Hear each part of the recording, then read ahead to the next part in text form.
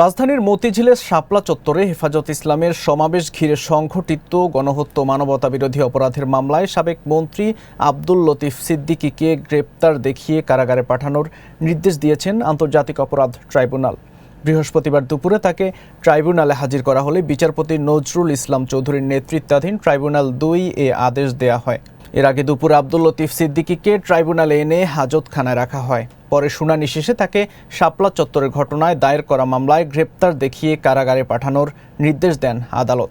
গত সোমবার এই মামলায় সাবেক প্রধানমন্ত্রী শেখ হাসিনা সহ 31 জনের বিরুদ্ধে গ্রেপ্তারি পরোয়ানা জারি করে ট্রাইব্যুনাল 2।